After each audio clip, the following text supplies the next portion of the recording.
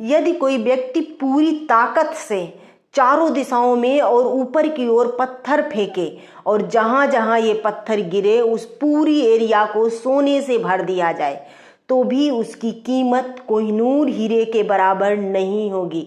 इन चंद line से आपको इतना तो पता चल ही गया होगा कि कोहिनूर हीरा कितना बेशकीमती था।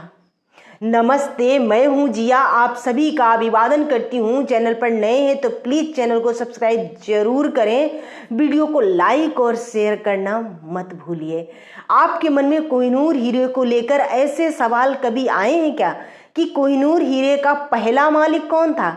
इस हीरे का अलाउद्दीन खिलजी, बाबर, अकबर, महाराजा रणजीत सिंह से क्या संबंध है? कैसे ये हीरा भारत से निकलकर इंग्लैंड पहुंचा और इंग्लैंड की महारानी के सिर के ताज का सबसे बहुमूल्य रत्न बन गया? आज इसी के बारे में इस वीडियो में बात करूंगी। कोहिनूर हीरे के बारे में कहा जाता है कि इसे ना तो कभी खरीदा गया और ना ही किसी ने बेचा। इसे या तो युद्ध में जीता गया या फिर किसी न किसी ने इसे तोहफे के रूप में दिया। बीते 800 वर्षों से यह हीरा एक राजा से दूसरे राजा के पास घूमता रहा है। कभी किसी को तोहफे के रूप में दिया गया तो कभी किसी बाहरी आक्रमणकारी ने हमला कर इसे जीत लिया। फिलहाल यह कोहिनूर हीरा इंग्लैंड की महारानी के ताज की शोभा बढ़ा रहा है। इसके खोजे जाने के बाद से अब तक की कहानी रोमांस और खून खराबे से भरी हुई है। कोहिनूर हीरा करीब 800 साल पहले आंध्र प्रदेश के गुंटूर जिला स्थित गोलकुंडा की खदान से निकाला गया था। तब इसे दुनिया का सबसे बड़ा हीरा माना जाता था। कोहिनूर हीरा 186 कैरेट का था। इसके बाद से इसे कई बार तराशा गया। इसका मूल जो रूप था वो 105.6 कैरेट का है, जिसका कुल वजन करीब 21.12 ग्राम रह गया है। हालांकि अब भी यह दुनिया का सबसे बड़ा तराशा गया हीरा है। कहा जाता है कि जमीन से सिर्फ 13 फीट की गहराई में यह मिला था। रायसीमा की गोलकुंडा की खदान से निकाला गया था। आपकी नॉलेज के लिए बता दूं कि गोलकुंडा हैदराबाद, तेलंगाना में स्थित है, जो पहले अविभाजित आंध्र प्रदेश में था। इस हीरे के पहले मालिक काकतीय राजवंश थे। काकतीय राजवंश ने इस हीरे को अपनी कुल देवी भद्रकाली की बाईं आंख में लगाया था। 14वीं शताब्दी में अलाउद्दीन खिलजी ने इस हीरे को काकतीय राजवंश से लूट लिया।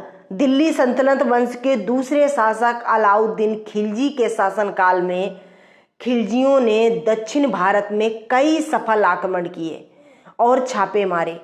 1526 में फिर पानीपत युद्ध में मुगल संस्थापक बाबर ने आगरा और दिल्ली किले को जीतकर इस हीरे को हथिया लिया।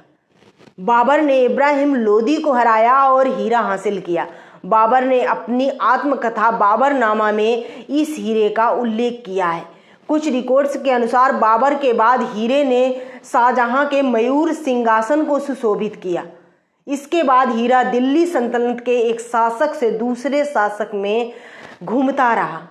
ईरानी शासक नादिर शाह ने 1739 में मुगलों पर आक्रमण कर उन्हें हराया और मोहम्मद शाह की एक नज़दीकी तवायफ नूरबाई की मदद से मुगल बादशाह मोहम्मद शाह से इस हीरे को छीनकर पहली बार भारत से बाहर ले गया। धोखे की वजह से कोहिनूर भारत से पहली बार छीना गया। नादिर शाह ने मुगलों से मयूर तख्त भी छीन लिया था और इस हीरे को मयूर तख्त में जड़वा दिया था। नादिर शाह ने ही इस हीरे को नाम दिया था कोहिनूर, जिसका मतलब होता है रोशनी का पहाड़। नादिर शाह के दरबारी लेखक मोहम्मद काजिम मारवी ने इस हीरे के बारे में कहा था कि अगर कोई ताकतवर आदमी चारों दिशाओं और ऊपर की ओर पत्थर फेंके और जहां जहां ये पत्थर गिरे उस पूरे दायरे को सोने से भर दिया जाए तो भी इसकी कीमत कोहिनूर के बराबर नहीं होगी। 1747 में नादिर शाह की हत्या के बाद उसके पोते शाहरुख मिर्जा को कोहिनूर मिला, जिसने अफगान शासक अहमद शाह दुर्रानी की मदद से खुश होकर उन्हें तोहफे के रूप में कोहिनूर सौंप दिया। दुरानी का पोता शुजा शाह दुरानी इसे अपने ब्रेसलेट में पहनता था। शुजा शाह जब पाकिस्तान के पेशावर आया तो सिख शासक महाराजा रणजीत सिंह ने 1813 में इस हीरे को शुजा शाह से हथिया लिया और कोहिनूर एक बार फिर वापस भारत में आ गया। रिकॉर्ड्स बताते हैं कि रणजीत सिंह ने इसके बदले शुजा को 1,25,000 रुपए भी दिए थे। 29 मार्च 1849 को सिखों और अंग्रेजों के बीच दूसरा युद्ध हुआ और सिखों का शासन खत्म हो गया। महाराजा की अन्य संपत्तियों के साथ ही कोहिनूर को भी अंग्रेजों को सौंप दिया गया। फिर इसे 1850 में बकिंघम पैलेस में लाकर महारानी विक्टोरिया के सामने पेश किया गया और डच फार्म कोस्टर ने 38 दिनों तक इस हीरे को तराशा। फिर जाकर रानी के ताज में जड़ दिया गया।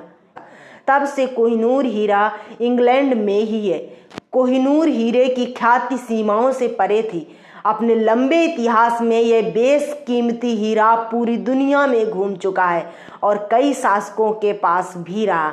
यह भारत के भीतर और भारत के बाहर फारस अफगानिस्तान के मध्य यात्रा करने के लिए भी जाना जाता है। यह पुराने इतिहास के साथ साथ आधुनिक इतिहास का भी हिस्सा रहा है। कोहिनूर वास्तव में कालातीत और अमूल्य हीरा है। भारतीय इतिहास कोहिनूर के बिना अधूरा है। आज की वीडियो में बस इतना ही। मिलती हूँ अगली वीडियो में। बने रहिए हमारे साथ। वीडियो पसंद आए तो वीडियो को लाइक और शेयर जरूर कर देना। ऐसी वीडियो के लिए चैनल को सब्सक्राइब जरूर करना। धन्यवाद।